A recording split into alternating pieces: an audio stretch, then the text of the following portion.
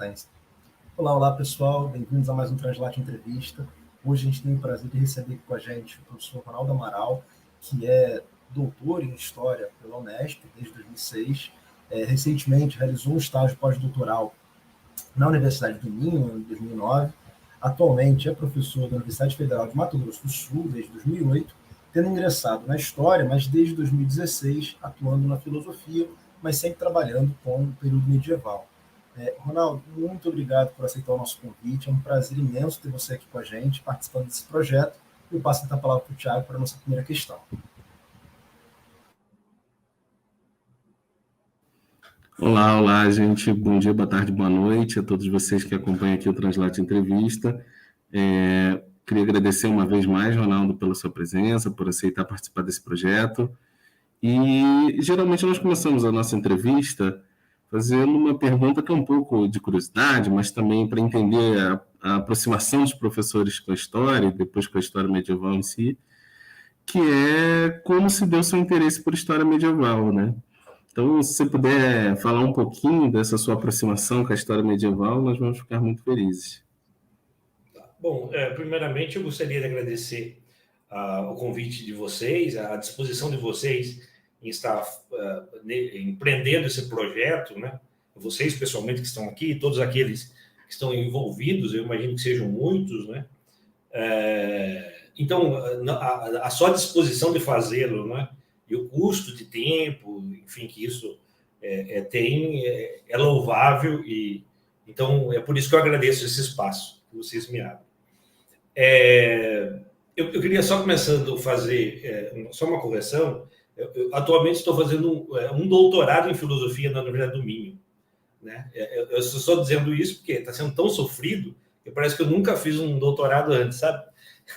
Então, em nome dessa sofreguidão que eu tenho passado, e fica aí, inclusive, um conselho para quem faz doutorado, está fazendo doutorado, que é sempre algo realmente muito responsável, né? Em alguma medida muito difícil, e que exige muito da gente, sejamos quem sejamos, não é? No sentido etário e mesmo de caminhada acadêmica.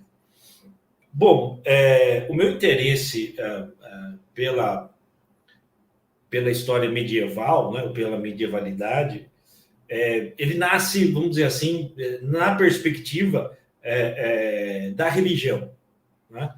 Sobretudo da compreensão do que é o fenômeno religioso e, é claro, o fenômeno cristão. Eu ingressei talvez em 1998, e a gente vai denunciando a idade, né? Quer dizer, a gente fica até um pouco perdido, né, no tempo. Eu ingressei na filosofia, no curso de filosofia da PUC em Campinas, porque era seminarista, né, da diocese de Piracicaba, lá no interior de São Paulo. E antes do ingresso na filosofia, quer dizer, eu já tinha uma caminhada, né, como... Na realidade, eu tinha um padre que sempre foi meu tutor, porque eu sempre tive esse interesse, enfim.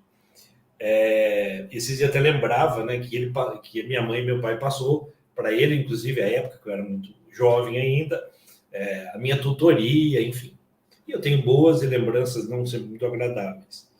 Então, eu sempre tive afinidade, de fato, para o fenômeno religioso, para o cristianismo, mas, vamos dizer assim, desde dentro, né? Desde dentro da igreja, enfim, daquela formação, tudo.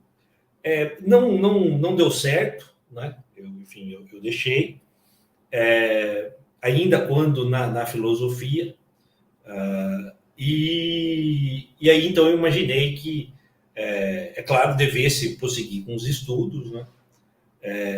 Mas naquele momento eu tive assim, uma certa inimizade com a própria filosofia, porque ela meio que se misturou com a minha caminhada religiosa, e que então eu já não me encontrava mais naquele meio, uma série de questões. E aí então eu pensei no que pudesse fazer, não é? E pensei primitivamente fazer direito. Eu via lá o pessoal fazendo direito lá na PUC, não é? Eles iam de gravata até no primeiro ano, enfim, eu achei que muito chique, né? E falei, poxa, eu quero participar disso, mas enfim, não foi o caminho percorrido, então resolvi fazer história, porque história, de qualquer forma, era mais tranquilo do vestibular. Nós estamos aí em 1999, né? Ainda não há esse boom de universidades, né, que a gente viu acontecer, então ainda, mesmo o curso de História de licenciatura era razoavelmente concorrido, então eu resolvi fazer História, a despeito, inclusive, de alguns familiares, que nem aquela história, mas fazer História, né, aquilo, quase um voto franciscano de pobreza e humildade, enfim, ser professor, aquilo que não mudou, e desde, sei lá, os tempos da antiguidade, né, isso não, quer dizer, ser professor é de forma, uma forma de vocação, né? Eu acredito muito nisso, sabe?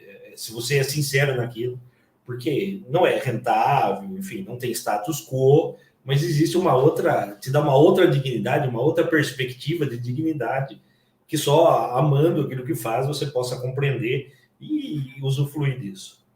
Aí então eu fui para ser vestibular, fiz, né, passei, fui fazer o curso de História na Unesp, em Assis,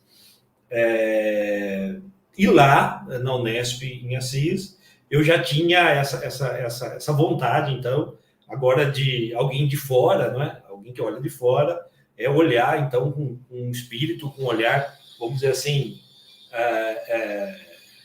investigador, ou quase que inquisidor daquilo que eu, uma vez lá dentro, né, do fenômeno religioso, da instituição religiosa, algumas coisas eu não entendi, algumas coisas eu não, no sentido da ética e da moral, para mim as coisas não encaixavam, né?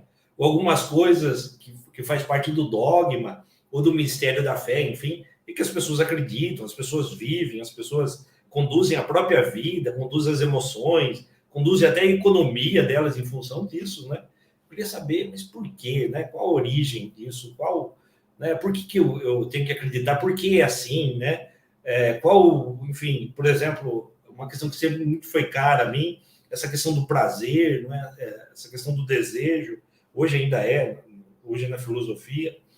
Bom, e aí então eu achei que lá eu estava no lugar certo, porque ia ser, por assim dizer, um inquisidor às avessas, entende, né? Eu agora ia inquirir a religião. E a gente vê isso em muitos alunos do curso de Humanas, História e Filosofia, e geralmente eles querem estudar o fenômeno religioso, porque eles querem provar que Deus não existe, ou de outro lado que Deus existe, ou que... enfim, essas questões.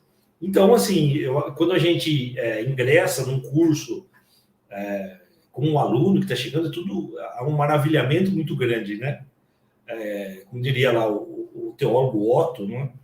O mistério tremendo, né? Também ele se insere nessa questão da ciência, né? Do conhecimento, dos professores, né? Que personificam esse conhecimento, essa ciência, né? Então, você eleva eles até num nível, né? Sobre-humano, né? O que, enfim, isso depois passa com o tempo, né? E é bom que seja assim. E aí, então, enfim, eu tive essa curiosidade, ou essa vontade. O Rui dava aula lá, hoje aposentado, né? De medieval, havia recém-ingresso, e era uma pessoa muito austera, inclusive, até talvez porque recém-ingresso. E eu fui falar com ele que queria, portanto, estudar a Idade Média, o fenômeno cristão, mas não queria estudar propriamente a igreja, né? Bom, no primeiro semestre, eu não tinha, vamos dizer assim, eu tinha uma vontade, eu tinha uma intuição daquilo que eu queria estudar, mas eu não tinha um arcabouço intelectual, conceitual, para me expressar corretamente, né? Eu queria estudar o fenômeno religioso em si, o fenômeno cristão religioso em si, e não a história institucional da igreja, né? Que, assim, que nunca me chamou atenção, e nem hoje, assim. Eu acho que como fenômeno cultural, como fenômeno social, né? Sobretudo fenômeno mental, no sentido do imaginário que suscita, é bacana. Mas aí, de qualquer forma, já entra no campo das sensibilidades, né? Da fé, dos costumes, das práticas, vamos dizer assim, mentais, e de novo, do imaginário, enfim.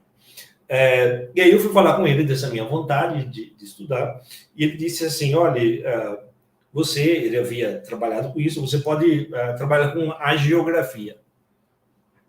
E aí, quando eu disse trabalhar com a geografia, eu achei aquilo fabuloso, né? A geografia, né? Quer dizer, era um termo assim tão específico e tão difícil que já me encantou, né? Nós nos encantamos de novo pelo misterioso, né? Pelo que não compreendemos. E eu disse tudo bem, né? Vamos fazer. Eu falei, inclusive, eu trouxe da Espanha uma geografia visigótica, enfim, e eu, na minha inocência, achei que ele tinha trazido um manuscrito, né? E eu ia pegar na mão, ele ia se desfazer, encanto, enfim. E ele, na realidade, era um xerox, né? Da BAC. Ele até demorou um pouco para trazer para mim, porque ele também tinha essa coisa aí, né? Eu possuo, né? As fontes termais do conhecimento, enfim. Mas depois ele trouxe, e trata-se da vida de São Frutuoso de Braga, né? E quando ele trouxe a vida de São Frutuoso de Braga, eu fiquei meio desanimado, porque, putz, alguém que chamava Frutuoso, né? O pessoal vai tirar com a minha cara, né? Vocês estão Frutuoso, vocês estão São Bento, não Santo Antônio, né? Gregório Magno, Agostinho de Hipona, mas Frutuoso, né? Quer dizer, o que é isso? Mas, enfim, hoje, eu defendo muito. Se eu tivesse um filho, inclusive, eu ia chamá-lo de Frutuoso. Eu estou brincando, né? Não ia fazer isso com ele, não. Aliás, se vocês tiverem filhos, não, né, entre os bárbaros, né, não há opções viáveis para nome de crianças, enfim. Isso pode se criar, inclusive, um trauma para a vida toda, né? E com todo respeito, né? Mas até o nosso gosto ele é temporal, né? E é cultural, enfim. Faz parte do ethos.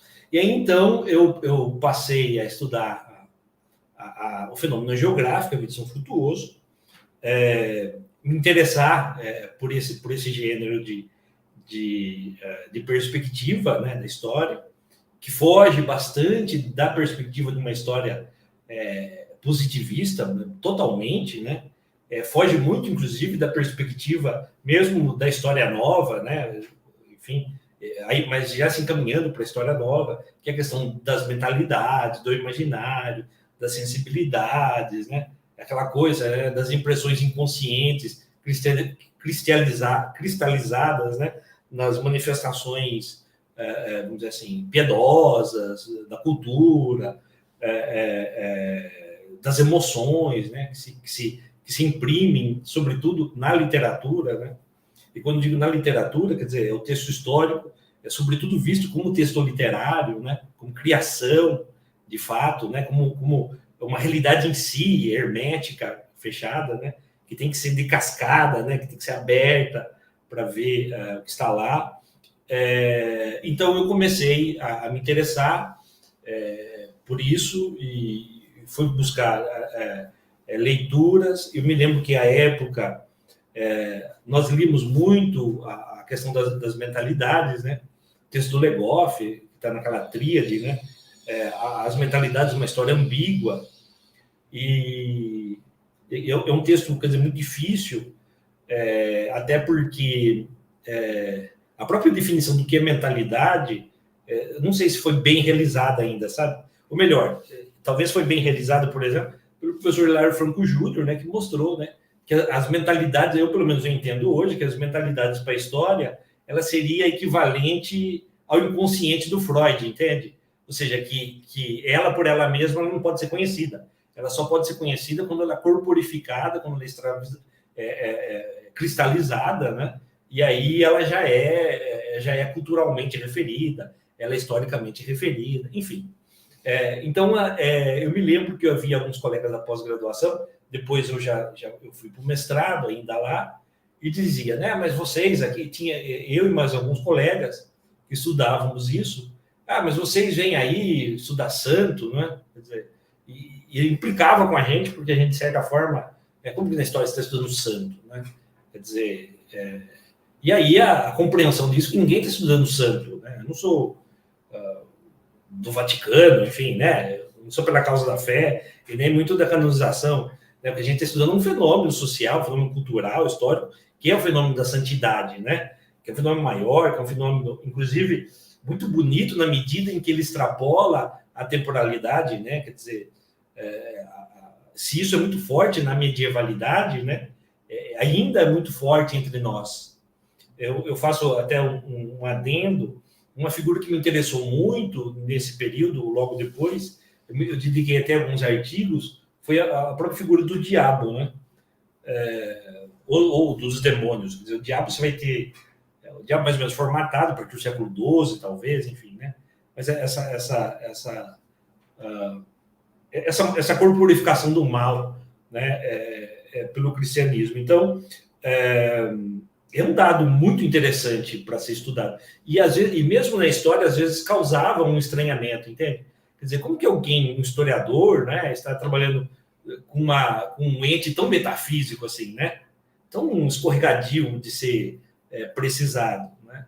E aí, então, essa questão conceitual, teórica, do imaginário, das mentalidades, é o que dá conta de que mostra que o historiador pode lidar com isso, não é? Como um fenômeno social, como um fenômeno histórico, e que, inclusive, é privilegiadíssimo porque chega e toca até nós, né?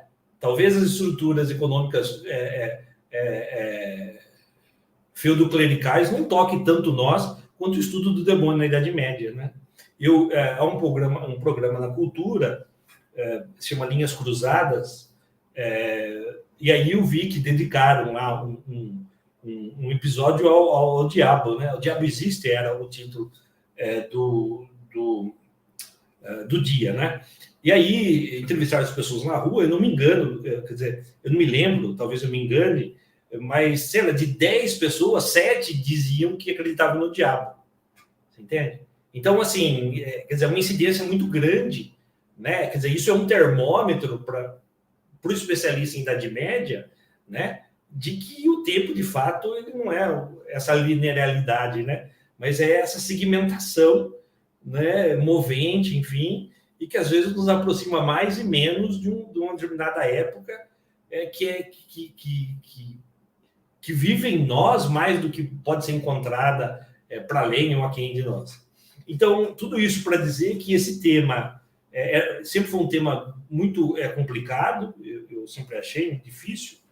Não estou aqui jogando louros na minha própria cabeça ao dizer isso, porque de fato não é sempre muito, muito apaixonante.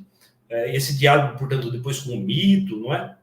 Com a psique, foram todos depois temas que foram me atraindo para a filosofia, uma certa parquedade de pessoas dedicadas a isso, de forma séria, né? Cito de novo entre nós aqui, posso estar fazendo injustiça, porque há muito tempo não leio sobre isso, mas o professor Léo Franco Júnior de certa forma, né? Um esteio, uma pedra angular nesses estudos, não só no Brasil, mas sobretudo. Também escreve em português e facilita, né? Então, por exemplo, eu tive alunos de iniciação científica, só para adiantar, né? Que trabalharam com a navegação de São Brandão, né? Trabalharam com o Isidoro de Sevilha, os seres prodigiosos, enfim. E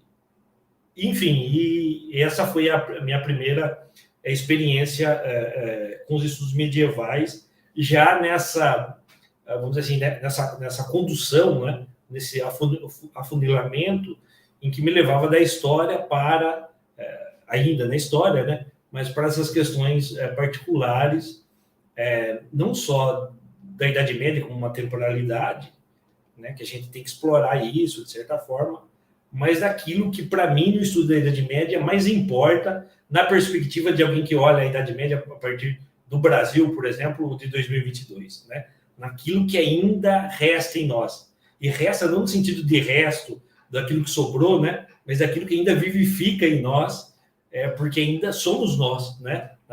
Nosso DNA, vamos dizer assim, porque não somos filhos da grecidade, somos filhos da romanidade, mais do que isso, né? Somos filhos da cristandade, né? Quer dizer, ainda que não creiamos, ainda que não professamos, tememos, buscamos, às vezes não compreendemos, mas o nosso berço, gostemos ou não, é a Idade Média, é esse período, né? Foi aí que nos forjou para o bem e para o mal. Às vezes eu tento acreditar que mais para o mal do que para o bem. Desculpe minha sinceridade, né? E a gente precisa fazer terapia, enfim, um monte de coisa, né? Para ver se expulsa tudo isso. Mas se compreender, né? Nós vamos... eu sinto até que, para terminar esse meu raciocínio, o Sêneca, que estou estudando atualmente, em que ele parece ter até uma espiritualidade bastante cristã, né? que ele diz que nós devemos estudar não para saber mais, mas para sermos pessoas melhores, né? Então, a gente, como professor, a gente precisa estudar para saber mais, porque a gente tem que transmitir aquilo, né? Saber mais significa, se saber mais, nos transformar em pessoas melhores, é maravilhoso, né? Agora, saber mais e continuar, por exemplo, né, no caso da Idade Média, a gente sabe muito de historiografia medieval, de fatos, de datas, etc e tal, e aí fica com aquele positivismo, e as pessoas dizem, mas o que eu tenho com isso, né? Quer dizer, no que isso me toca, no que isso me implica, né? No que isso transforma a minha vida? Porque trata-se, antes de tudo, de uma transformação de vida, não é? A compreensão, o conhecimento, se ele não for transformador, bom, não elétrico, mas também não para o mal, porque tem gente que usa isso para o mal, no sentido, né, de ser um instrumento de domínio político, religioso, enfim. Isso é típico da Idade Média também, né? Não só, nós sabemos, nós estamos vivendo isso. Mas quando nós levamos isso para a categoria da laicidade, do laico, né? Da laicidade que estamos, nós humanizamos esse conhecimento, nós tornamos público esse conhecimento do domínio comum para o bem nesse sentido moral, e não para ser, vamos dizer assim, para poucos e fazerem um mau uso disso, né? Sem querer ser muito maniqueísta, mas já sendo, eu acho que é disso que se trata um pouco. Bom, queria agradecer ao Ronaldo pela exposição sincera, em que traz não só uma narrativa de como se aproximou, mas de como avalia esse processo de aproximação. Então, muito obrigado, Ronaldo. Queria, antes de passar para a próxima pergunta, dizer apenas que essa questão dos nomes da Alta Idade Média, da Antiguidade Tardia, eles estão aí para serem usados, né? Então, por exemplo, eu tenho para mim a hipótese de que o pai do craque do Flamengo, o Júnior, e atual comentarista, era um grande fã da realeza visigótica, né? Porque o nome do Júnior, na prática, ele é o Vigilo. Então, assim, fica aí a hipótese, fica aí a questão. Enfim, brincadeiras à parte, você já deu para a gente, Ronaldo, uma contextualização, assim, que você já avançou, né? Para mim, o interesse, você já começou a entrar, como é que foi na graduação, como é que foi a aproximação com o tema, como é que foi o início da relação, inclusive de orientação, falou do Rui, por exemplo, de como acessou as primeiras fontes, o Frutuoso, enfim. E aí, assim, o que a gente queria te pedir agora é para que você desenvolva um pouco mais essa temática, estabelecendo os fios condutores nos temas de interesse e pesquisa que você foi desenvolvendo.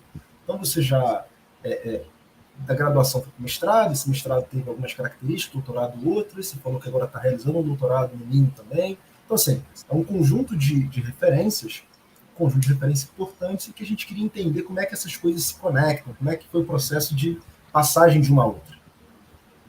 Tá. Eu acho assim, essa é uma questão muito difícil, né? Porque, dado essa minha trajetória, eu tive um professor lá em Assis que ele dizia que ele era especialista em generalidades, né?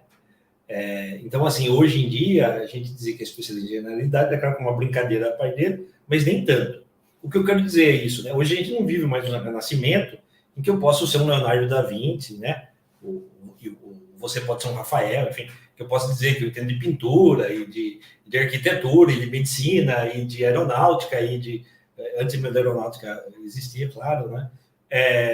Eu quero dizer que hoje nós somos obrigados a nos especializar por demasia, né?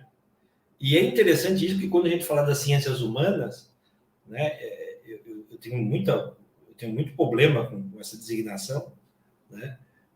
Porque ela é tomada exatamente dessa ideia das ciências, né, como conhecimento exato, empírico, objetivo, demonstrável, laboratorial, etc. e tal. E as humanidades, elas são ciência, enquanto a gente pode traduzir isso como uma forma de conhecimento.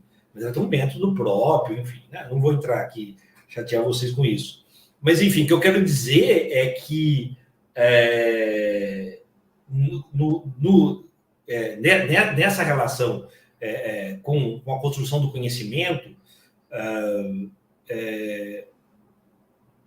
eu acho que tanto na história quanto na filosofia, eu estou falando a partir de mim, é claro, né? Uma outra possibilidade, não há dados, quer dizer assim, não há, vamos dizer assim, talvez estruturas, né? Há uma mesma conjuntura que é o ser humano, não é? Que é a compreensão do ser humano, porque assim, não há realidade que não seja humana, né? E isso para qualquer ciência humana, por isso que é uma ciência humana, né? Quer dizer, e mesmo quando você vai estudar física, né? Quer dizer, a física natural, você estuda uma pedra, por exemplo, na geologia, você estuda uma pedra a partir de uma perspectiva humana, né? Você, humano, fala pela pedra, você, enfim, é uma coisa óbvia, mas tem que ser dita. Então, assim, eu quero chegar nisso, quer dizer, que se ao mesmo tempo que nós somos obrigados a nos especializar na história ou na filosofia, como um dentista, por exemplo, hoje em dia você vai no dentista, né? Você vai dizer, olha, mas eu quero fazer uma obturação. Não, eu faço até isso, né? Aí você procura outro, mas eu faço só... E aí, assim, às vezes você fica, né? Da mesma forma, você é um vidraceiro, quebrou um vidro, não, eu só faço tal trabalho. Enfim, então a gente está se especializando tanto, que a gente perde a dimensão humana do conhecimento, né? Agora, de novo, né? Nós não vivemos mais numa condição de conhecimento, condição histórica, social, cultural, de sermos grandes eruditos, né? Quer dizer, por exemplo, no estudo penso que no estudo da história das religiões, você tem os estudiosos da religião comparada, né? Ou, por exemplo, o cara que ia estudar, sei lá, talvez eu esteja romantizando, também pode ser, né? Mas, sei lá, que ia estudar, por exemplo, medieval, necessariamente ele sabia latim, né? Uma língua vernácula, enfim. Então, hoje nós nos especializamos demais, há muita pressa cronológica, né? Então, você entra num programa de pós-graduação, às vezes você entrou mal, mas aí você tem que sair porque é uma questão de nota, uma questão de CAPES, de quales, não sei, né? Enfim, aí você é empurrado para fora, e aí a gente vê, assim, muita especialização, né? Quer dizer, e se perde essa perspectiva da unidade, né? Em que o conhecimento mais amplo, e não necessariamente mais difuso, né? Mas talvez mais profuso, seria necessário. Então, eu quero chegar me justificando um pouco, né? Que eu acho assim, na minha caminhada, existe um fio condutor, né? Que sempre foi o problema, continuou sendo um problema religioso, né? Na perspectiva sempre humana, intelectual, moral, no primeiro momento metafísica, né? Eu fiz um pós-doutorado em filosofia na PUC, que tratou exatamente se chama as raízes platônicas da cosmovisão cristã, né? E eu sempre trabalhei também com esse período de transição entre a Antiguidade e a Idade Média, né? Você dizer que é um período de transição entre a Antiguidade e a Idade Média também já é muito impreciso, né? Parece que está indo para algum lugar, enfim, está saindo de um lugar e indo para outro, mas enfim, não tem outro jeito, né? Então, eu acho que o fio condutor sempre foi essa perspectiva religiosa, mas entenda-se aqui da perspectiva humana, né, histórica, social, cultural, e depois cada vez menos histórica, não sempre histórica, né, mas cada vez menos social e cultural, mas cada vez mais na esfera, por exemplo, do pensamento puro, né, da moral, não é? Do diálogo com a psique, hoje eu estou mais próximo disso, mas há esse fio condutor. E aí, ao longo disso, eu fui também me dedicando a temas análogos a isso, né? Então, por exemplo, essa questão, a percepção do mal, né? Essa questão do diabo me interessou muito, sempre na Idade Média, né? Aí houve uma época que eu estava muito preocupado com as questões do imaginário, então com a questão de uma certa geografia do além, né? Me dediquei um pouco a olhar isso, me dediquei a olhar a questão da alteridade radical, por exemplo, a questão da monstruosidade, né? Então havia uma época que se você queria falar de monstro, bruxa, demônio, você me procurava, né? Quer dizer, e tinha gente que ficava até com um pouco de medo, falou, pô, esse cara aí ele deve ter um problema, né? Quer dizer, porque é muita coisa feia junta, mas é exatamente essa, quer dizer, a beleza, não é? De você explorar objetos outros que, a princípio, parece, de novo, escapar de um objeto histórico, provavelmente dito, pensado a partir da perspectiva positivista, temporal, enfim, né, empírica. Então, eu acho que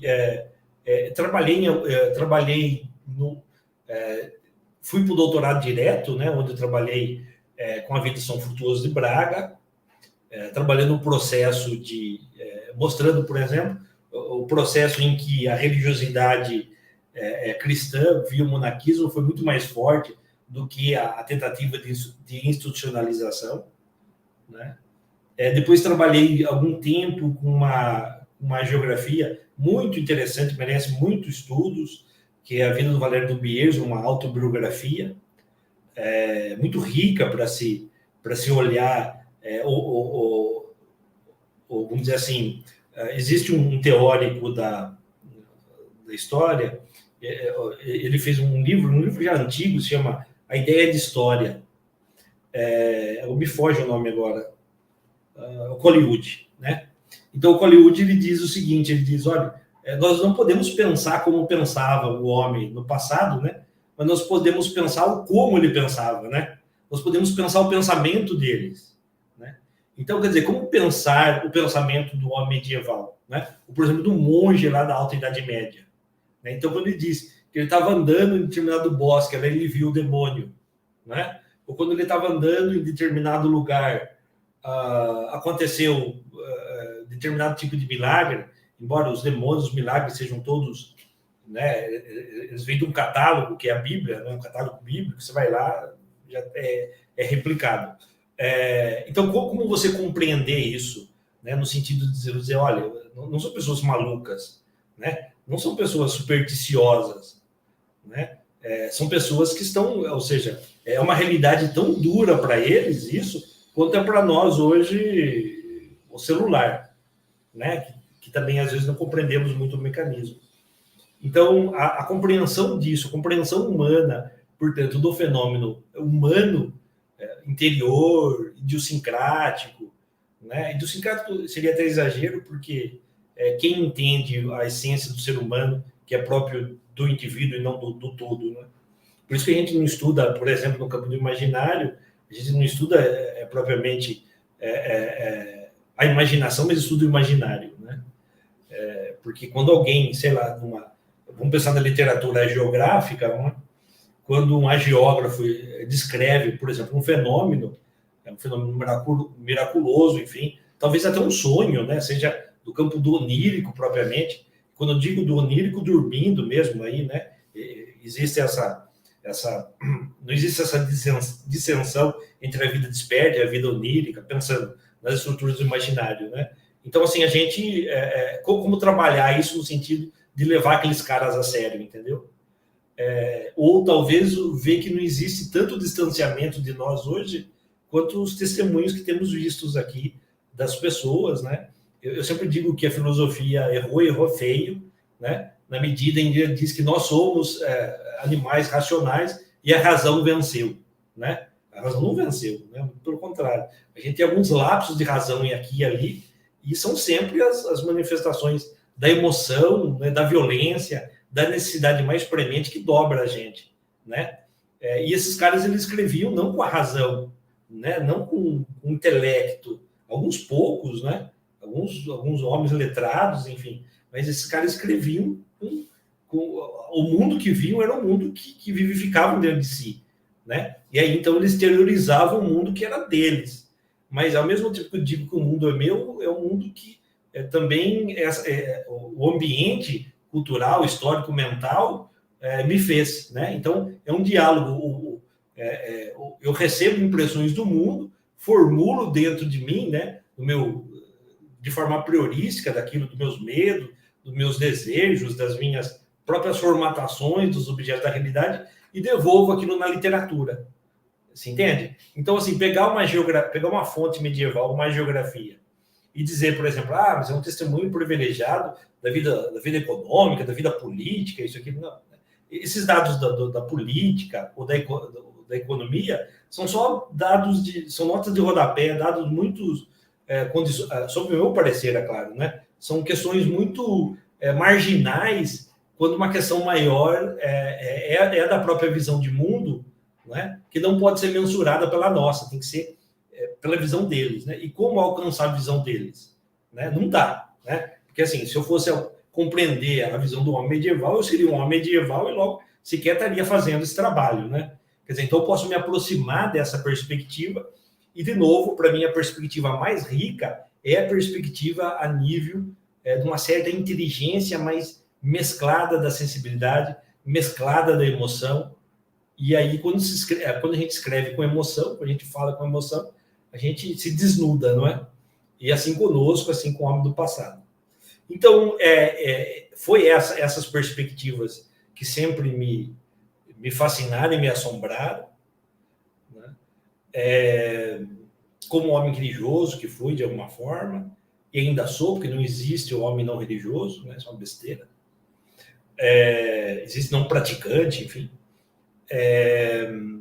E aí, então, eu prossegui no doutorado, estudando, então, essa geografia, sobre essa perspectiva, né? Depois eu fiz um primeiro pós-doutorado ainda lá em Assis, que se chama da renúncia ao mundo, a abolição da história, trabalhando com os pais do deserto, né? E realmente muito fascinante a vida deles, a narração, né?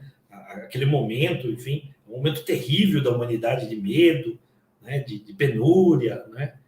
De escuridão no sentido metafórico, mas e que merece muito o nosso olhar, porque eu digo que se nós, de novo, né? Se nós tivermos que encontrar o nosso berço como ocidentais, que somos descendentes da Europa e, sobretudo, da parte ibérica, né? Espanha, Portugal, enfim, o nosso berço mental está, sobretudo, ali na Idade Média, né? E aí, essa ideia, né, do mundo como sofrimento, a culpa, né, foi muito gestada lá naquele momento e ainda nos acompanha grandemente. Talvez essa geração mais jovem, menos ainda, né? Mas eu quero dizer que é muito importante esse período para nos compreendermos, né? Porque aquelas coisas tão fantásticas, tão fabulosas, nos acompanham na vida da gente, às vezes na vida íntima, mas a gente tem vergonha de confessar, né? Então, nós devíamos fazer isso. Bom, então fiz esse doutorado, agora sendo mais pragmático a minha resposta. Depois eu fiz esse primeiro pós-doutorado, ainda trabalhando com os pais do deserto. Depois eu escrevi um livrinho, assim, de alegre, né? Quando você não está fazendo nada, o que você faz, né? Você vai escrever artigo, não é isso? Né? Aliás, eu não quero aqui dizer que sou um mártir, longe disso, mas sempre nas férias, isso talvez já aconteça com vocês, né? Sempre que eu tirei férias foi para escrever artigo, foi para terminar um livro, foi para fazer alguma coisa, né? Também porque dá algum gosto, não é? Eu gostaria, claro, de ter prazer mais pela praia, pela montanha, enfim, etc. E tal. Mas aí você acaba tendo gosto por isso. Então, nesse ínterim, eu escrevi um livrinho que se chama Santos Imaginários, Santos Reais. Eu tive muito gosto em escrever esse livrinho. Eu já vi que algumas pessoas têm usado no sentido para estudar a geografia, né, como um manual teórico, por assim dizer.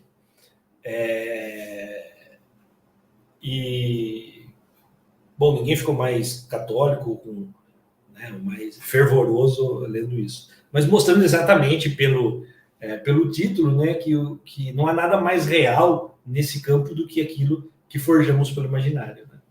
É isso que nos move, no fundo. Assim como nos move hoje o desejo nunca é um objeto ser conquistado, né? Ele é sempre uma busca pela busca. Depois, eu trabalhando aqui na UFMS, né? E é até interessante porque faço até uma autoanálise agora imediata, né? Eu estou falando tanto da minha experiência pessoal que eu esqueço um pouco nesse sentido institucional. Mas não sei se me adianto essa questão. Quando eu cheguei aqui na UFMS ainda em 2008, final de 2008, estou até esse momento, né? Trabalhei em Três Lagoas, que já é um campo já antigo, inclusive, que era que era do Estado, depois foi federalizado. Eu tive, quando vocês me convidaram, eu fui procurar saber, para não ser injusto, né? Se há outro especialista em Idade Média aqui no Estado. Eu sei de uma professora que dá aula na Universidade Estadual do Mato Grosso do Sul, a UEMS, inclusive eu conversei com ela. Ela é especialista, ela dava aula na história, parece que também não dá mais. Ela dava aula na história de medieval, mas a formação dela era em letras, né? Eu acho que é muito bom. Enfim, e serve muito para a história também, né? Mas assim, não. Então, quando eu chego aqui, eu não tenho com quem dialogar, entende? É claro que há pessoas aqui competentes trabalhando naquele momento, então reúne-se, se estabelece os campi, a expansão se estabelece, mas já há cursos de história aqui, já antigos, como Três Lagoas, como Corumbá, como Campo Grande, mas não há um especialista, assim como não havia um especialista em Antiga, creio eu, não havia um especialista em Idade Média. Então, eu chego aqui e nessa perspectiva, né, de você dialogar com um colega, né, unir forças, fazer grupos, etc, etc. Às vezes você tem um colega, não necessariamente você tem um fato de coesão, mas às vezes geralmente é o contrário, porque nós somos humanos, enfim, né? Somos vaidosos, somos terríveis, não somos, né? Então às vezes não dá certo, mas às vezes, enfim, e seria bastante bom, seria bastante justo que somemos força, né? Mas enfim, eu não tive esse colega, assim como continuo não tendo, vamos dizer assim, né? Hoje nós temos pelo menos 5 especialistas em história antiga aqui na UFMS. Praticamente tem um para cada curso, que são alguns cursos, e alguns dos quais trabalham dando aula de medieval, mas não especialista. Então, necessariamente, eu tive que fazer uma carreira solo, né? Aqui, sobretudo. E aí, de certa forma, como eu mudei de Três Lagoas para Campo Grande, em Campo Grande de curso, esses pulos que eu dei, embora, né, com alguma extensão temporal,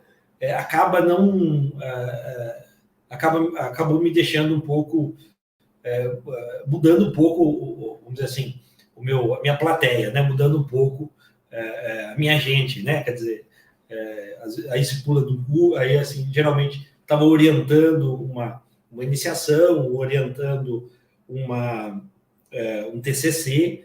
Mais recentemente eu ingressei na pós-graduação, mas já na filosofia, né? Mas enfim, o que eu consegui foi algumas iniciações científicas orientar, né? Alguns TCCs, houve. Eu tenho um mestre da pós-graduação na filosofia, mas não é da área, trabalho, enfim, a filosofia abre mais, né, da perspectiva temporal. Mas, enfim, tive um orientando, o Zé, uma pessoa fabulosa, terminou agora o mestrado em Santo Agostinho, lá em Assis, e deve ingressar um doutorado. É uma pessoa assim que eu me vejo muito nele, no sentido de alguém... Eu digo isso de forma muito, muito tranquila, aquela pessoa que se torna quase o seu discípulo, né? Mas não no sentido de que te adora, mas de que diz, poxa, né? O que você está estudando? Eu vou ler junto, vou fazer, participa da vida ativa, né? Da gente. Mas sempre de uma forma muito, muito horizontal, né? Nunca vertical. Eu tenho sérios problemas com autoridade, né? E por isso eu não gosto de ser uma também. Eu gosto de ser respeitado pelo meu trabalho, mas nada além disso. Então, foi essa a minha tem sido e foi essa a minha trajetória. Algumas experiências assim muito gratificantes. Eu vou até narrar uma, né? Eu tive um aluno, ele me procurou e é essa a importância desse gênero de estudos, né? Ele tinha uma deficiência física nas costas, né? Mas ele lidava muito bem com isso, e não tem por que não lidar, né? bem com isso. Para além de, enfim, né, de valorações enfim. E aí ele me procurou e falou para mim, falou, olha, professor, eu gostaria muito de trabalhar, ver como que a Idade Média via essa questão da deformidade humana. E eu fico, como diria os italianos, eu fiquei colpito, né? Eu fui, assim, golpeado por aquilo. Falei, olha aqui, né? Quer dizer, uma pessoa que está se colocando como objeto, né? De compreensão. E aí é disso do que se trata. Né? E aí nós pegamos um capítulo das etimologias de Dante Servilia, que fala a respeito dos homens, dos seres prodigiosos, e fala dessa radicalidade, né? Da super radicalidade, vamos dizer assim, né? Que são os seres antropomórficos, enfim, né? E dos seres que, né, tinham um olho só, tinha uma orelha descobrindo o sol, né? Enfim, e toda essa questão. E essa coisa do monstro, que vem do latim do monstrare, né? Quer dizer, Deus está mostrando por aquela, vamos dizer assim, por aquela fuga da simetria, né? Por aquela fuga, vamos dizer assim, do protótipo, do arquétipo Adão e Eva, né? É alguma coisa ali. E ele fez um belo trabalho, né? Eu, inclusive, depois produzi um artigo, porque estudei com ele. Enfim, esse episódio mostra um pouco a riqueza, né, de quanto a gente pode ser... Eu tenho muito essa preocupação ultimamente, de como a gente pode ser útil na vida moral, na vida das pessoas, né? Quando você pode fazer por elas, pode mudá-las. Você não, né? Quer dizer, os instrumentos que você oferece para que elas assim o façam, se desejarem e estiverem abertas a isso. Então, trabalhei com essas temáticas. Depois, aqui eu fiz um grupo, um tempo, que se chama Monastério, mas agreguei alguns alunos, tentei algumas reuniões extra-sala, mas não houve muita mobilização, talvez por culpa minha, não sei, talvez eu devesse ser uma pessoa mais alegre, não sei, mais cativante. Eu vou fazer terapia e vou ver como é que funciona isso. Mas, enfim, não deu certo. E, não obstante isso, eu pude dialogar com colegas de outros locais, né? Com a própria Unesp de Assis, sempre estou lá, sempre que posso, né? Gosto muito de estar lá. O NEAN, né? O Núcleo de Estudos Antigos Medievais. Do Rio de Janeiro, né? A Leila, né? A Andréa, a Frazão, sempre lá com elas também. O Paulo, agora, ultimamente, né? Embora faz muito tempo que eu não vá. Enfim, todo mundo do PEN lá, que é um monte de gente, né? Eu não sei nem como que elas conseguem dar conta de toda aquela orientação e de toda aquela energia lá que vem deles. Estive na Federal Fluminense aí 1 ou 2 vezes, não me recordo, mas o meu diálogo sempre foi lá com o pessoal do PEN e do NEAN, né? Que sempre me receberam muito bem, assim. E eu sou muito grato por isso, deixa eu registrar. Fico muito feliz. E depois, então, eu fui... renasceu, vamos dizer assim, esse desejo meu pela filosofia. Eu fui trabalhar com teoria da história, né? Fui ler aí as questões da chamada viragem linguística, né? Do pós-modernismo, enfim. Então, eu dizia que eu fui me tornando cada vez mais um metafísico pós-moderno, né? Estou brincando, né? Enfim, são coisas que, inclusive, não se conjugam. Mas, enfim, né? Aí eu fui tendo interesses, tendo perspectivas que talvez não coadunavam muito com a história, né? Eu ia falar alguma coisa, mas o que esse cara está falando, né? Então, por exemplo, eu sempre brincava em teoria da história, eu entrava e dizia para os alunos, olha, a primeira coisa que você tem que saber e tem que entender aqui comigo é que o passado não existe, né? E aí, então, tinha gente pulando pela janela, né? E dizendo, vou largar tudo, porque, né? Quer dizer, a cereja do bolo que me trouxe aqui, você está dizendo, né? E é claro que depois eu colocava o que eu queria dizer com isso, né?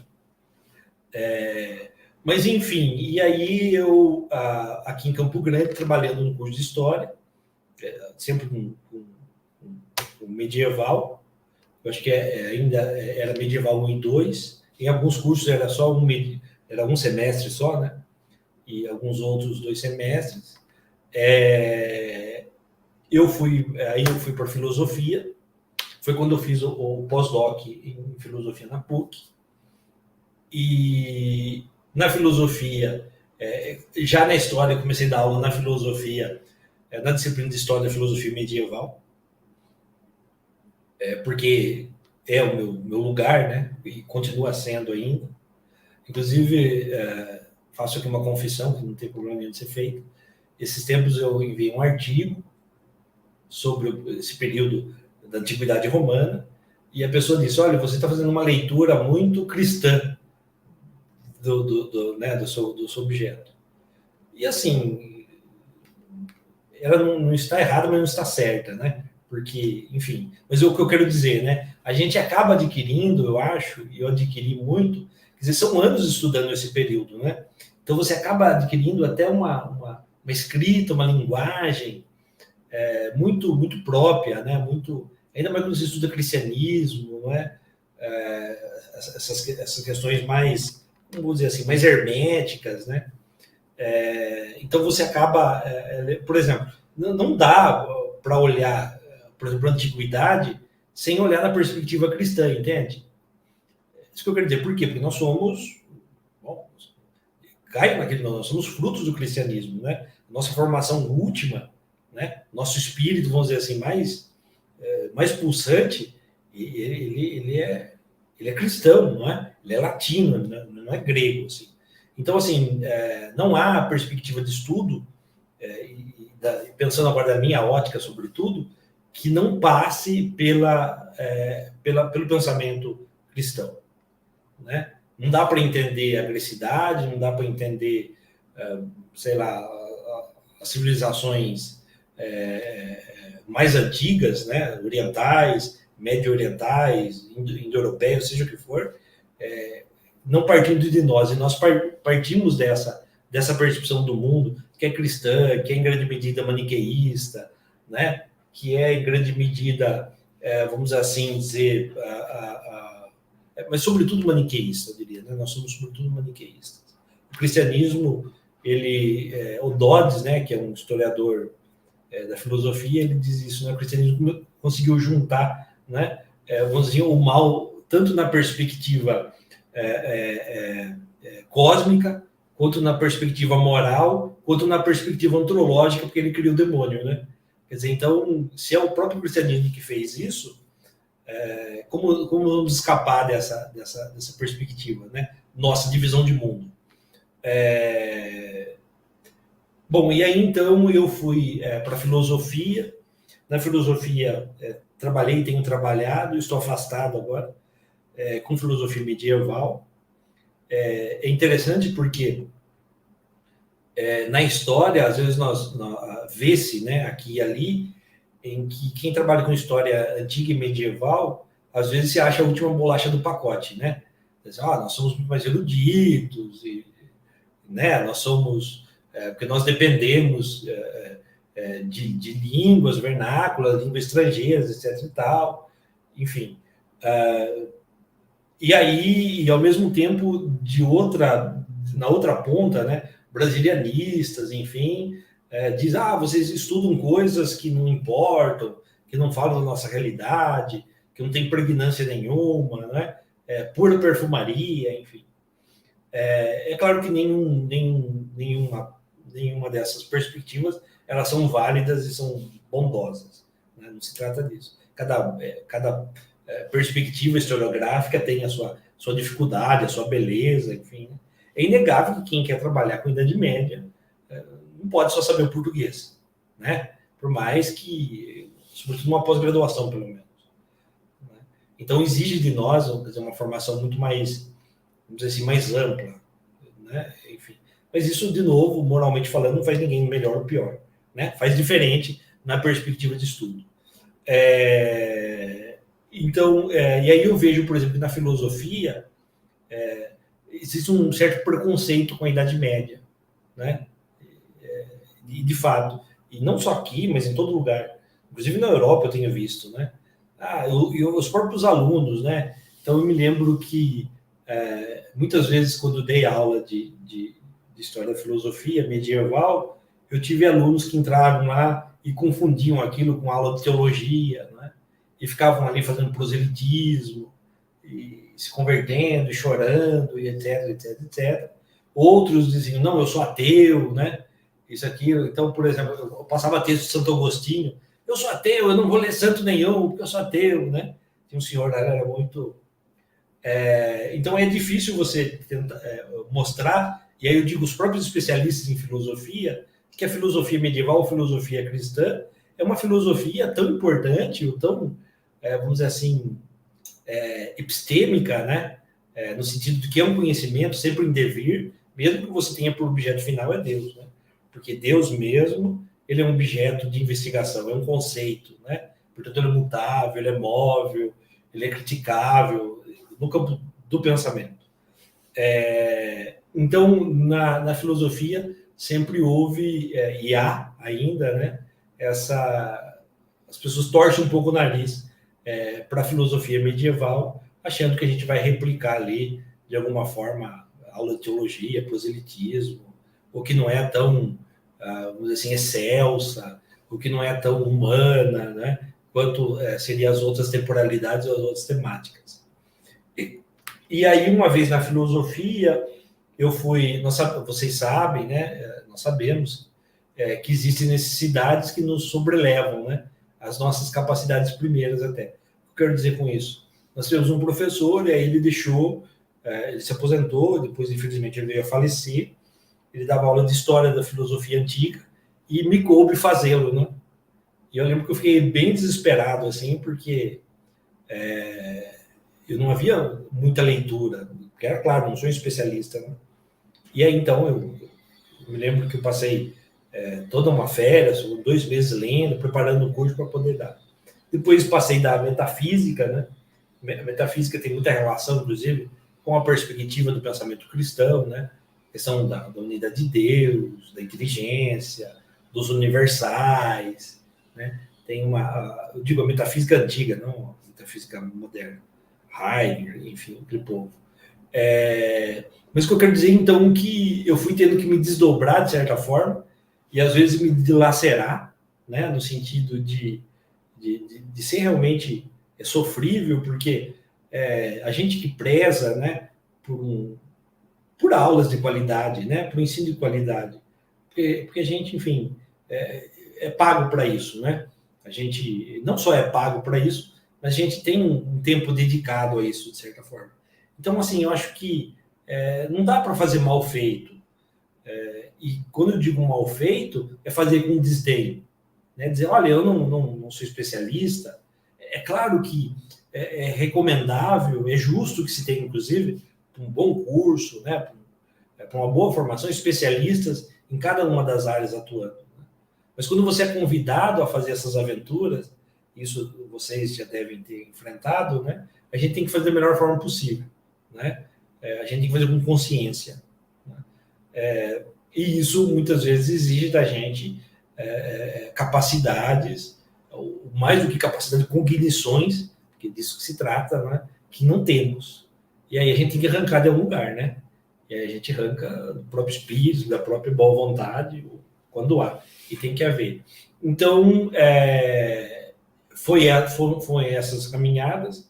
Talvez com relação aos colegas que já passaram aqui, os entrevistados de vocês, né? Muitos dos quais eu conheço e admiro muito. A minha trajetória ela tenha sido bifurcada nesse sentido, né? Que eu vou trabalhar não no outro campo do conhecimento, mas uma outra vertente do conhecimento da humanidade, mas a perspectiva da cristandade me acompanhou. E aí então aí já na filosofia eu trabalhei esse pós-doutorado com a questão da metafísica platônica e como ela foi apoderada ou ressignificada pelo primeiro cristianismo, né? Santo Agostinho, Pseudo Dionísio Areopagita, São Jerônimo, enfim, e tantos outros. Alguns estudos aí na filosofia eu tendo que me adequar com relação à patrística, me foram muito caros, né? E aí eu fui voltando um pouco temporalmente, e hoje estou dedicado a Sêneca, que é um autor do moralismo fortemente cristão, no sentido daquele cristianismo dos primeiros ascéticos, duros, exigentes, até inibidores de prazer, enfim.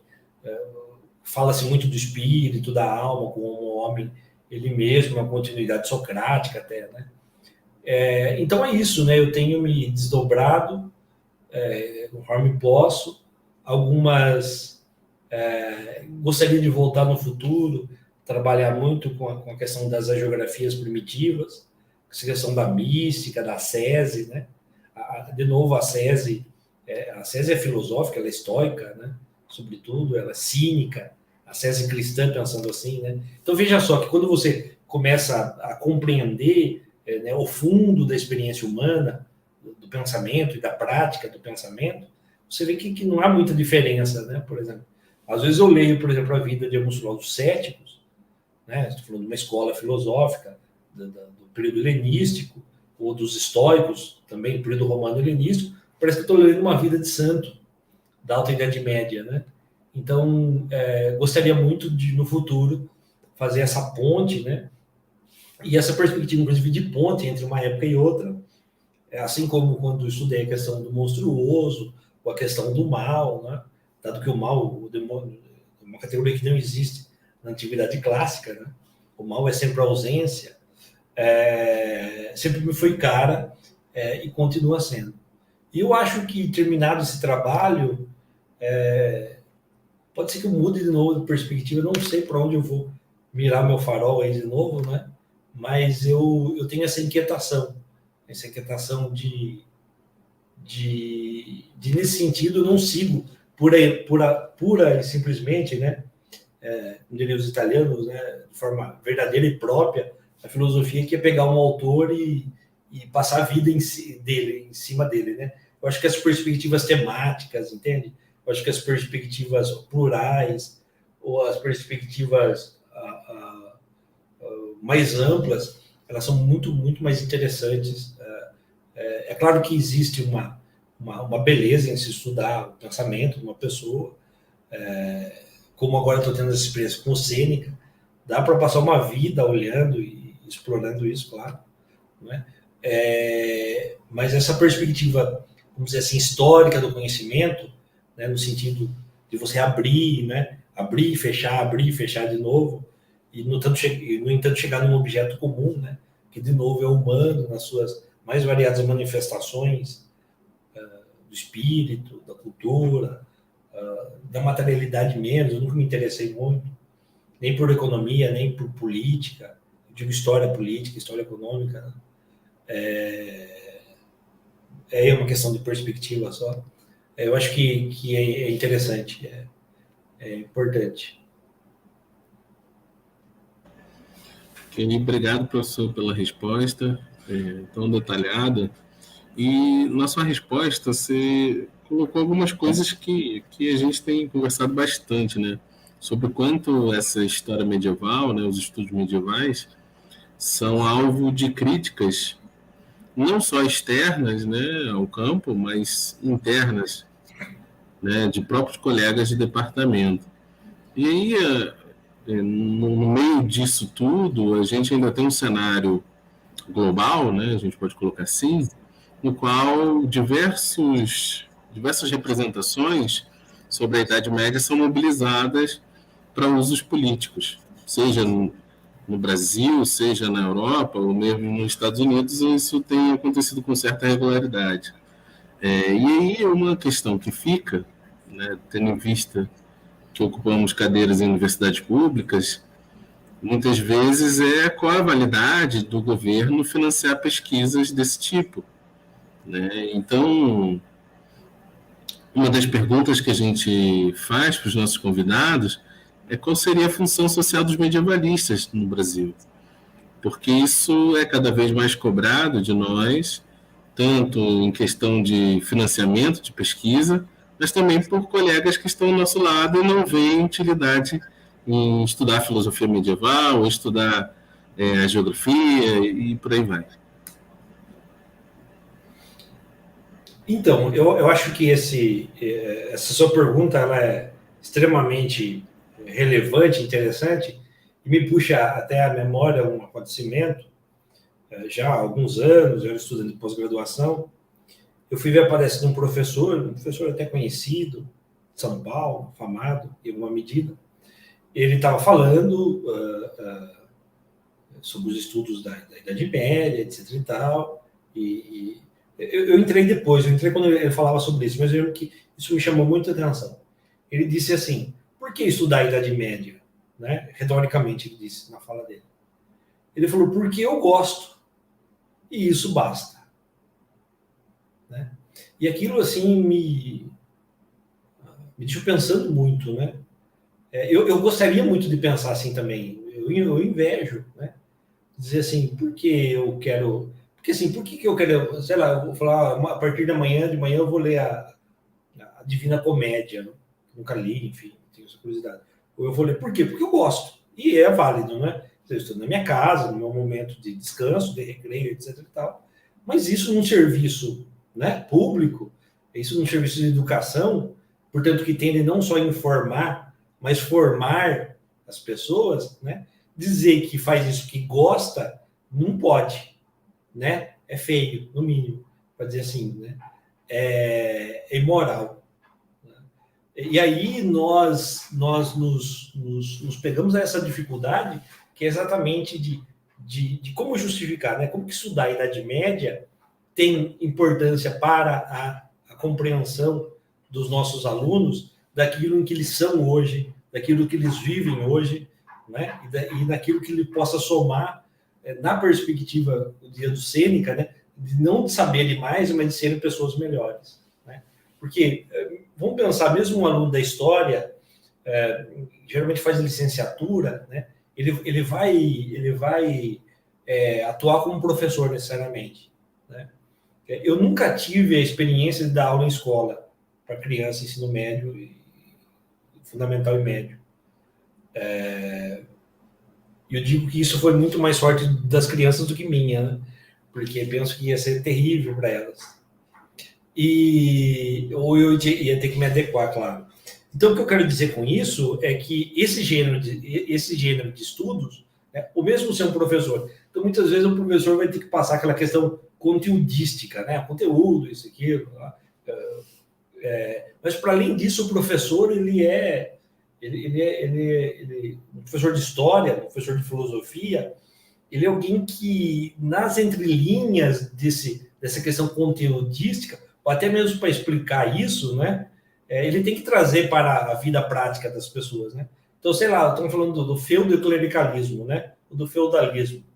Então existiam servos, mas os servos não são provavelmente escravos, porque eles têm uma categoria estatutária jurídica diferente, ou os senhores tinham poderes regalianos, mas não eram proprietários da terra, enfim, né? Então não é uma aula de, sei lá, de direito jurídico, bárbaro, etc. e tal.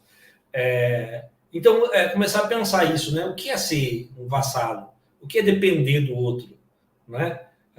O que é ser senhorado da dignidade do outro? Então, começar a esmiuçar, eu acho que seria importante, né? O trabalho digno da terra, mas o que é o trabalho digno? À época não existia, sei lá, remuneração, e qual a importância disso? Não sei, estou dando alguns exemplos, né? Nesse campo até mais pragmático, vamos dizer assim, né? Ou você trabalhar com uma perspectiva sempre muito complicada, né? Mas da religião, né? Então, entender... por exemplo, tem pessoas que trabalham que a igreja na Idade Média foi terrível, ela queimou gente, né? Ela expropriou, enfim. E aí outras pessoas que dizem, não, mas os próprios hospitais, né? Nasce com a igreja, as ajudas caritativas, enfim. Então, eu acho que é demonstrar que essas estruturas que aí estão hoje, não é? Porque a igreja ainda está aí, embora não seja frequentada, os padres, o papa, o bispo está aí, não é? As relações de trabalho estão dadas, né? algumas muito similares àquelas, né? Sobretudo em época de crise econômica. Então, mostrar que como aquelas estruturas, né, ou seja, os impostos, o que é devido, o que é indevido, no sentido do ganho, vamos dizer assim, né? Ou no campo da religiosidade, né? Como entender uma estrutura da religião, qual a importância disso, né? Para a vida de cada um de nós. Mostrar que as instituições, elas não são boas e nem más em si, mas elas devem ser vistas no contexto de cada qual, né? E essa ponte entre o passado e o presente, que é, na realidade, sempre o presente sendo revisto, julgado ele mesmo pela ótica do passado, que a gente acredita ser tal qual a gente explora ali, né? Mostra toda a importância de a gente compreender por que a gente crê dessa e não daquela forma, por que a gente age não e dessa e daquela forma, até mesmo por que a gente imagina dessa e não daquela forma. A gente não imagina o que quer, né? A gente imagina o que o nosso arcabouço mental, intelectual, nos pode dar para ser utilizado, vamos dizer assim, né? Então, eu acho que mostrar que todas aquelas estruturas que estavam lá, sejam econômicas, sejam sociais, sejam religiosas, sejam políticas, né? Elas têm uma continuidade na nossa vida, elas estão travestidas, de certa forma, de outras perspectivas, de outros valores, de outros nomes, muitas vezes só se trata disso, né? Ou até de outras percepções, até a forma de sentir mesmo, né? A forma de sentir a dor, a forma de sentir o medo.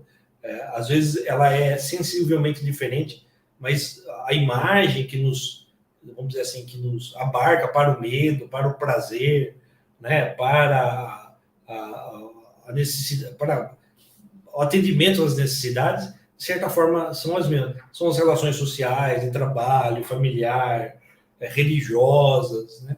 Então, tentar entender como que nós somos muito mais parecidos com aquele momento do que somos diferentes, né? E somos parecidos na beleza e na feiura, né? Então, por exemplo, dizer que são tempos medievais, são tempos obscuros, né? Ou seja, traduzir a Idade Média, ou seja, pegar um momento de dificuldade, seja material, seja mental, seja religiosa, seja de sensibilidades, e dizer, olha, nós estamos sendo, como você falou, né, medievais. A política está impregnada de religião, né? Estamos sendo medievais, porque na Idade Média, em que política e religião se uniram de tal forma, a ponto de uma colaborar de tal forma com a outra que esqueciam o povo, o bem comum, etc. E todas essas coisas, né? Ou estamos sendo tão supersticiosos quanto a Idade Média. Talvez seja correto em alguma das perspectivas, né? Por exemplo, essa questão da Inquisição, ela é mais moderna do que medieval, né? E a gente, no grosso modo, diz que a modernidade, a idade das luzes, etc. e tal, e muito dessa luz é fogueira, né? Inclusive dos protestantes. Então, eu acho que tentar trazer essa perspectiva da continuidade em detrimento da ruptura, e mesmo na continuidade, né, mostrar esse vai e vem, né? Essas dissidências na continuidade, mostrando que cada ato nosso, do dia a dia, possivelmente, da família, né, tem uma raiz, né, tem uma origem, por assim dizer, que compreendida lá no seu berço, nós podemos nos compreender hoje na nossa caminhada, vamos dizer assim, como seres humanos, como brasileiros, como professores, seja o que formos. É claro que eu tenho noção que tudo que eu acabei de falar, porque eu me ouvi, né, é muito ainda idealizante, porque uma vez eu até ouvi de um aluno dizer assim, professor, mas como que eu consigo traduzir isso para a molecada, né? Para as crianças? E eu não sei, infelizmente, desculpe, né? Assim, tirem as pessoas da pedagogia da sala, porque eu vou ter que dizer, né? Eu não sei porque eu não tenho essa experiência, né? Com as crianças, essa coisa. Ou com o jovem com menos idade e tudo. Mas eu acho que essa tradução tem que ser feita, porque ir lá e ficar reproduzindo o que diz o livro didático é chato, é desinteressante, e as pessoas passam a odiar aquilo, e de certa forma poderiam ser, e devem ser beneficiosas. Então, acho assim, o professor ele tem o papel de passar o conhecimento, no sentido prática, da lousa, do conteúdo, etc. e tal, mas de ser esse elemento tradutor do conhecimento que passa, e para isso ele precisa ter essa formação muito mais profunda, né, que a gente deve dar, de ser ele mesmo um elemento de compreensão, mais do que um instrumento para que o objeto que ele passa seja compreendido, entende? Então, quer dizer, ele tem que ser esse hermeneuta mais profundo daquilo que ele passa, né? Para além de dizer, sei lá, em 711 houve a ocupação dos muçulmanos da Península Ibérica. O que isso quer dizer? O que é ser muçulmano? Né? A partir do momento em que isso mudou a nossa visão. Se entende? Né? Quer dizer, ter esse leque que exige mais esforço, exige mais erudição, exige mais compreensão de mundo. Né? Então, assim, não dá para dizer que eu faço porque gosto. Né? Por exemplo, vou dar um dado concreto. Por exemplo, quando a gente vai dar, eu vou dar aula de História da Filosofia Medieval, ou assim como podia ser História Medieval, né? No caso, a gente tem que trabalhar com as questões muito positivistas, né? Aquela coisa da informação, do conteúdo, etc. e tal. Por exemplo, na filosofia, né? Então, assim, em um semestre, eu tenho que dar, sei lá, 1000 anos de conhecimento filosófico. Não existe, não dá, né? Então, assim, ou eu faço um curso de historiografia da filosofia medieval, quase como um curso de história mesmo, né? Então, assim, vou começar com Santo Agostinho, depois vamos passar para a patrística, depois para a escolástica, e aí você vai mostrando a escola de Oxford, a escola de Chartres, a escola de, enfim, e o nome das pessoas, quando nasceu, quando morreu, o que pensou, né? Ou crio um curso, por exemplo, que eu vou falar, por exemplo, da questão da morte de Santo Agostinho. E aí eu faço um recorte que me apraz, né? Um recorte que tem relação comigo. Então, assim, eu não posso fazer isso, porque não é porque eu gosto de fazer um recorte, vou me dar bem, vamos dizer assim, né? Que está mais mastigado para mim, que eu vou fazer. Então, se eu estou dando um curso, por exemplo, de História da Filosofia Medieval ou de História Medieval, e esse cara está lá porque é uma licenciatura, eu tenho necessariamente que abrir o leque, né? Para uma visão mais panorâmica da história. Mas ser um professor arguto no sentido de conseguir ir para além do pragmatismo, né? Para além daquela questão dura das informações, das datas, enfim. Mostrar qual a relação daquilo conosco, de novo com a nossa vida, com a nossa sensibilidade, com o nosso eu, com a formação da nossa identidade atual, dar essa desconstruída, né? No fundo é isso. A história ela não constrói nada, né? No fundo, ela desconstrói, espedaça, e tem gente que não consegue se juntar de novo e sai por aí, né? Se lamentando, e depois a gente junta de novo, né? E aí, geralmente, a gente tem que ser melhor, né? Porque se não for melhor, não valeu, né? Então, fazer o professor da universidade tem que fazer isso com seus alunos, e os alunos que se tornam professores, de alguma forma, tem que tentar fazer isso com seus alunos na escola, né? Mas tem que realmente mudar um pouco a estrutura do ensino, né? Porque ficar nessa coisa escolástica, né? O professor vai lá, passa um conhecimento, e aquele conhecimento é o conhecimento do livro didático, data, fato, etc. e tal. Aquilo é um horror, porque é desinteressante. De novo, cria ojeriza, né? Então, eu acho que a própria mudança de perspectiva, respondendo a sua pergunta, para por que estudar a história medieval, qual a função social, e aí eu estendo cultural, mental, ideológica, intelectual, da compreensão humana mais profunda, né?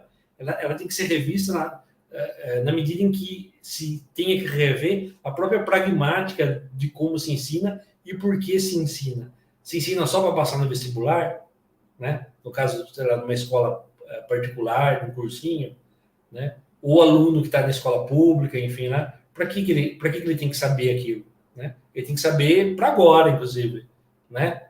Para transformar a vida dele de uma maneira muito mais prática, muito mais efetiva agora, e não para ser um acúmulo, né? Porque conhecimento a gente não acumula, né? A gente introjeta e a gente aquilo começa a fazer parte de nós.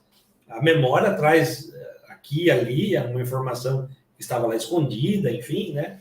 Mas ele é uma coisa que tem que ser de utilização e, vamos dizer assim, de eficácia imediata na medida em que se apreende aquilo, né? Então, eu acho que a história medieval, ou a medievalidade, né?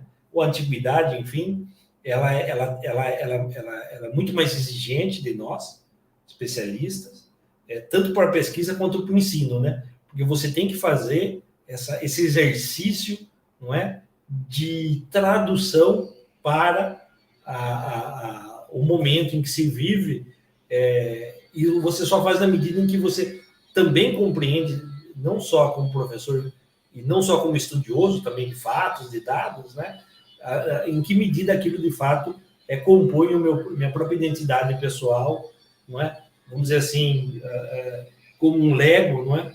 É que você consegue ver que essa peça aqui, ela tem a sua origem em determinada sensibilidade, né? Vou dar um exemplo, de novo, essa questão da sexualidade, da culpa, etc. e tal, onde tem a sua origem, não é? As relações de poder, as relações de poder econômico, de poder material. Eu brinco sempre, né? Não adianta querer você derrubar o capitalismo falando contra o capital, mas mostrando que existem outros valores que não o valor do capital, né? São os valores intelectuais, os valores humanos, enfim. Eu acho que seria por aí. Agora, uma bula, né? Eu assim, teria bastante dificuldade. Eu acho que é uma experiência que tem que ser construída cognitiva, pedagogicamente falando.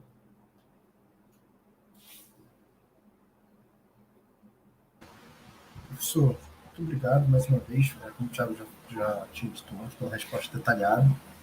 Nas suas duas últimas respostas, na verdade, você acabou dando conta de outros aspectos que a gente ia explorar em perguntas específicas, mas que você já sintetizou de maneira bastante clara. Então, a gente só tem a te agradecer por isso. E aí a gente meio que já encaminha para a nossa pergunta, assim, que normalmente é o finalzinho da nossa conversa, que é a famosa anedota que eu sempre conto, que o Thiago já não cessa de implicar comigo, de que, bom, imagina que você está lá no seu gabinete, na Federal de Mato Grosso do Sul, e aí bate um aluno, uma aluna dos primeiros períodos do curso de História, do curso de Filosofia, falou assim, professor Ronaldo, tudo bom com o senhor? Eu queria estudar a Idade Média, filosofia medieval, história medieval, o que eu preciso para poder ser um medievalista? E aí, o que você responderia para esse aluno ou aluna hipotético? Então, eu acho que as especificidades, eu acho, para essa, vamos dizer assim, para essa formação, né, específica, na Idade Média, ela tem exigências que são comuns a qualquer campo, né, seja da história, seja da filosofia. Né? Quer dizer, primeiro, né, eu acho que a filosofia ela sempre teve foi muito desconfiada da paixão, né? Enfim, porque a paixão vai contra a razão. Mas aqui eu evoco a paixão porque eu acho que o primeiro lugar tem que ter paixão por aquilo que faz, né? Você tem que se namorar um pouco daquilo que quer. Porque, assim, ninguém, no campo do aprendizado, né? Seja, por exemplo, para línguas, né? É muito prático, só vou aprender alguma coisa na medida em que aquilo já esteja intuitivamente me movendo para, né? Então, por exemplo, alguém que procura falar, eu quero estudar a Idade Média, e aí é claro que ela vai falar de um objeto específico, né? É claro que ela não está levando aquele problema para mim, né? Ela está sendo empurrada por aquele problema até mim, entende? E aí, se não tem isso, eu acho que começa mal. Agora, se chegar, por exemplo, um aluno dizer, olha, eu preciso fazer meu TCC aí, e aí eu preciso estudar qualquer coisa, o que você tem aí para mim, né? Vai ser bastante diferente de uma pergunta dizer, olha, eu quero estudar a Idade Média, eu quero estudar o cristianismo, né? Eu quero estudar a Idade Média, eu quero estudar Avicena, eu quero estudar Boécio, né?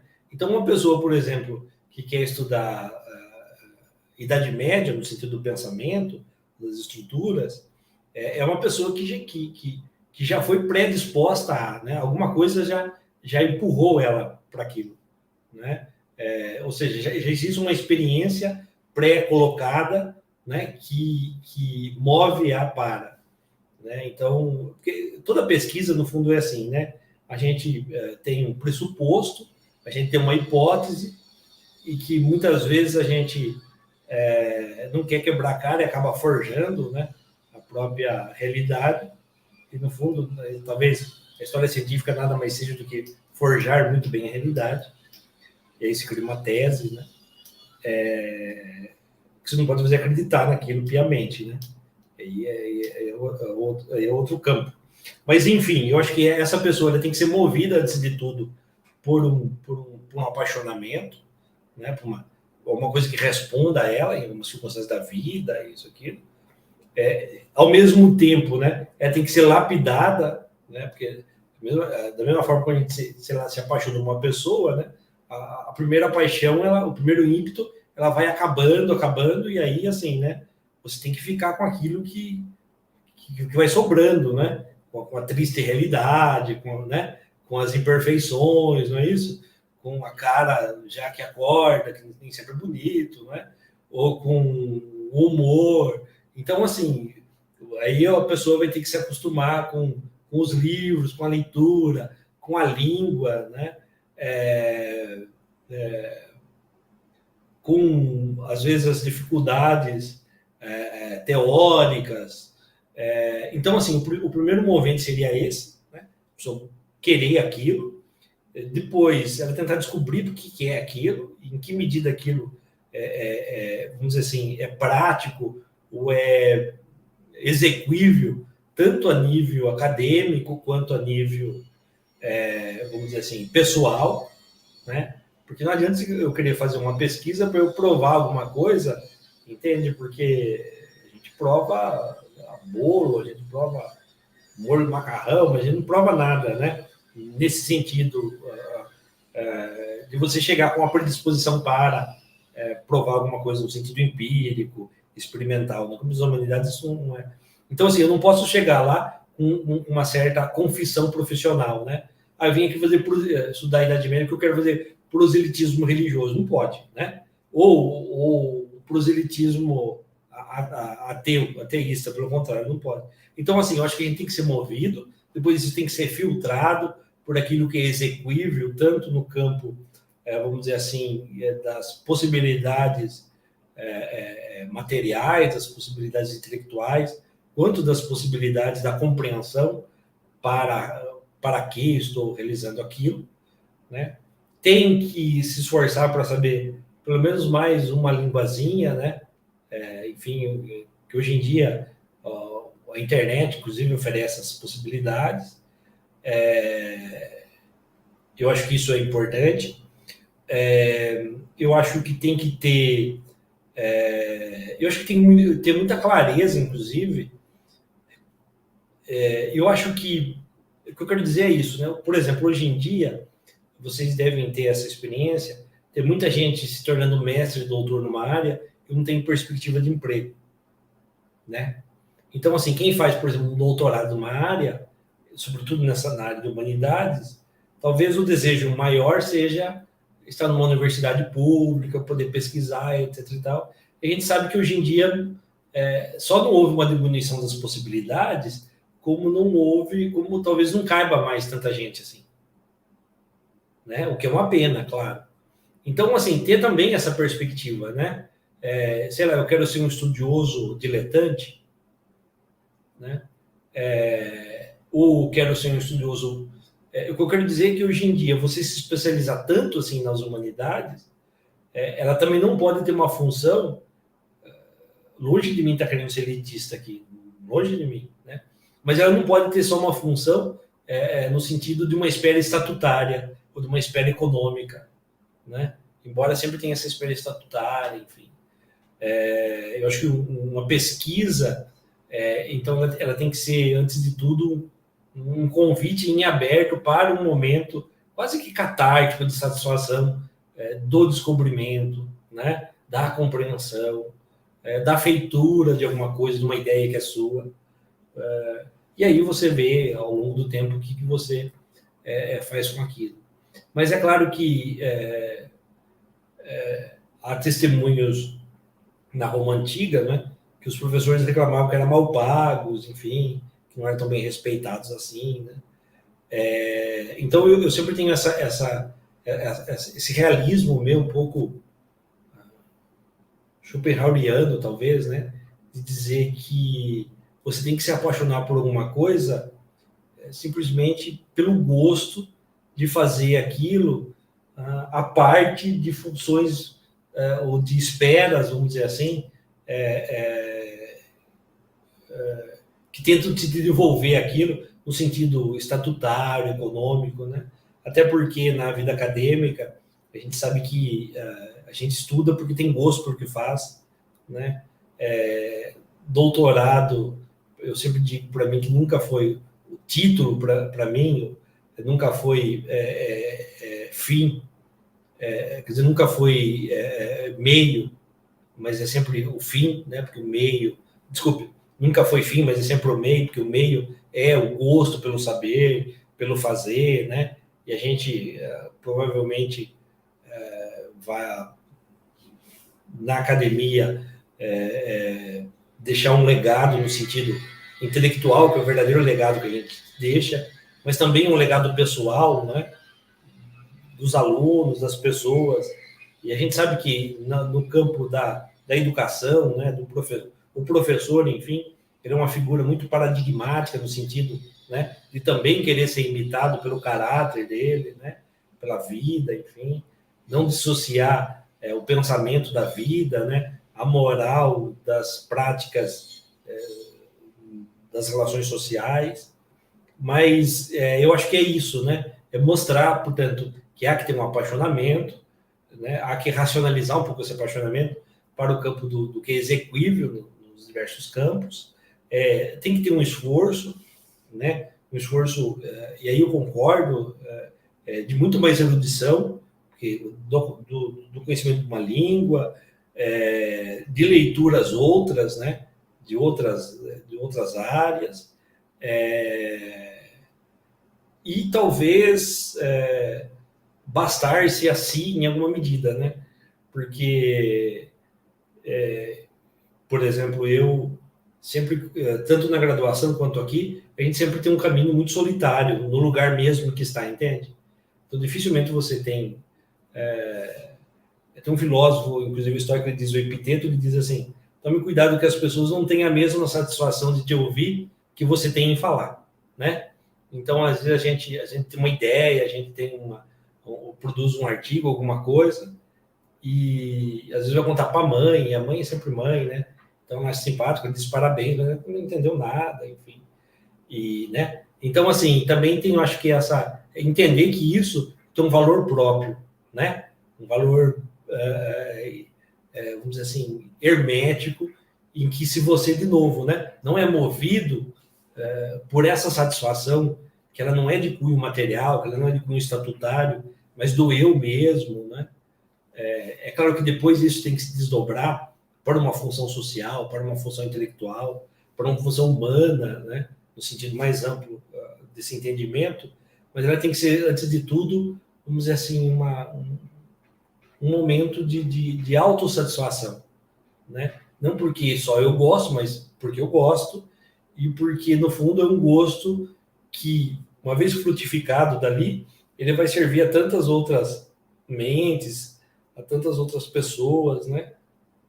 Porque quando a gente cria uma pesquisa, um texto, uma dissertação, uma tese, um TCC, a gente sabe, às vezes a gente quer publicar, né? E a gente sabe que aquilo não vai ser lido amplamente, porque um texto acadêmico ele não foi escrito para ser lido amplamente, ele foi para ser lido por meia dúzia de gente que entende aquilo e ele vai ficar de alguma forma perdido, né? Então, a gente podia pensar qual é a função social, por exemplo, de um texto acadêmico. Por que ele não pode se transformar em uma coisa mais interessante? Né? E muitas vezes, quando algumas pessoas fazem, vão dizer, o fulano de tal é só um sofista que não tem a densidade acadêmica. Mas a densidade acadêmica serve para quem? Né? Então, eu acho que a gente está em crise nesse sentido. Eu estou desdobrando isso porque, quando eu digo que eu vou aconselhar alguém a estudar alguma coisa a pessoa quer estudar algum tema na Idade Média, né? Ela quer estudar para o quê? Para responder a ela, no fundo é isso, né? A gente sempre tem um projeto, uma pesquisa, uma inquietação, um problema, nasce uma inquietação, um problema nosso, mais ou menos inconsciente, né? E no fundo a gente escreve para a gente, e a gente corrige para que o outro também possa escrever, entender aquilo, né? No sentido, inclusive, formal da escrita. Agora, se a nossa compreensão de nós ela é tão profunda que atinge o outro, fica melhor resolvido, entende? Mas se ela obedece diretrizes que são provavelmente acadêmicas, burocráticas, herméticas, daquela ciência dura, e aí também não sei para que serviu nem o ímpeto inicial, porque o ímpeto inicial de um aluno que chega e quer estudar a Idade Média, aquele que de repente termina uma tese, e aí ele vê que, né, tipo assim, olha, eu sou especialista, a minha tese de doutorado, né? O eremitismo como ideal monástico na Vita Sancti Frutuosi, né? Mas e daí, né? Quer dizer, eremitismo, a geografia, né? Eu lembro que até publiquei, coloquei a santidade habita o deserto. E aí fica, né? Geralmente você pode mudar o título, mas aí você acaba enganando as pessoas, porque elas vão abrir e falam, putz, não estou entendendo nada, né? Uma loucura, enfim. Mas eu acho que, desdobrando até um pouco demais a sua pergunta, eu acho que tem que ser realista nesse sentido, né? Tem que ter um apaixonamento, tem que cair na realidade do quão execuível ou não, nas suas mais diversas facetas, intelectual, vamos dizer assim, emocional, intelectual, prática, né? Mas também tem que a pessoa entender que aquilo tem também um fim em si mesmo. Não que deva ser assim, né?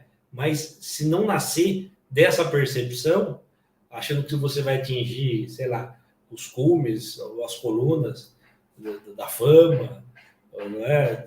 Enfim, não é verdade, né? Aí você vai fazer outra coisa, né? Você vai fazer outros cursos assim que dá dinheiro, que dá algum proscênio. Então a gente tem que ser realista nisso, né? Não sei se eu estou sendo até maldoso nesse realismo meu para concluir, mas é isso, né? Eu quero dizer que se não há desdobramento, se não há uma partilha de si daquilo que se faz, né? Não vai para frente. Eu acho que nas humanidades hoje isso é muito mais caro.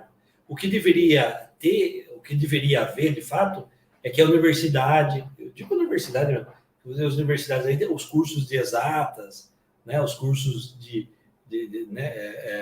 biológica, eles têm muito dinheiro, né? E a gente de humanos não tem nada, geralmente, né? O prédio é mais feinho, as bolsas são menores, tem menos professores, né? Por quê? Porque a própria estrutura do MEC me parece que é assim, né?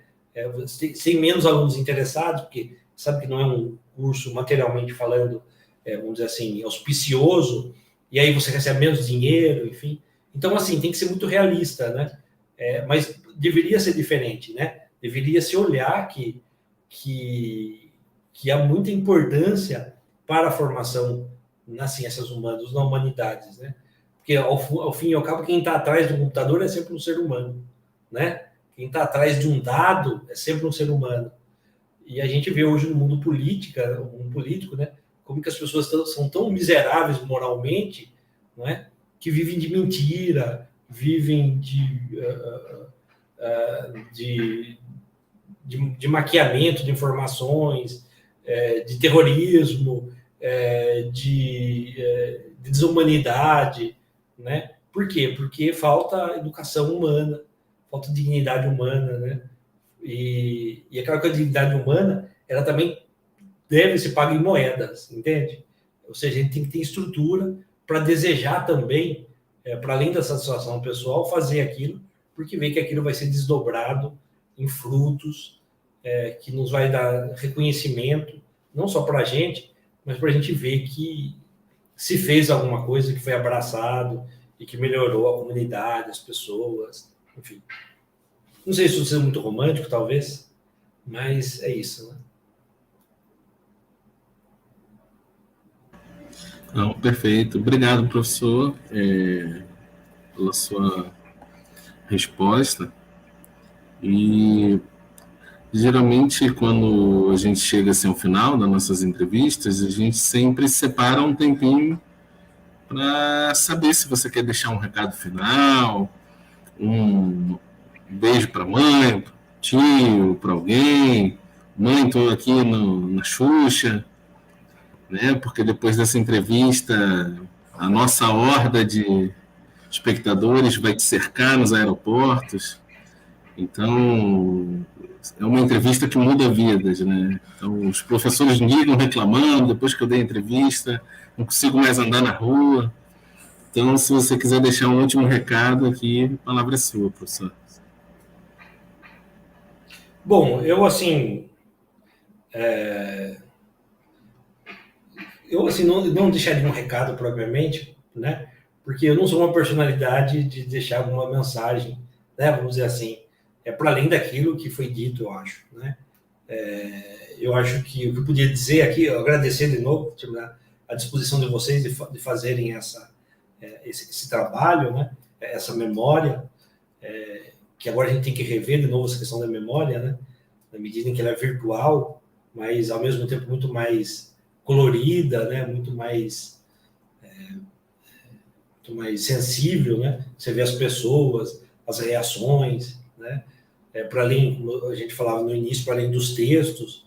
Eu próprio escrevi um artigo, o Medievalismo no Brasil, há algum tempo. E eu acho que, assim, dizer que eu espero que melhore muito a nossa situação econômica, né? No sentido de que haja condições para uma educação, de fato, efetiva, boa.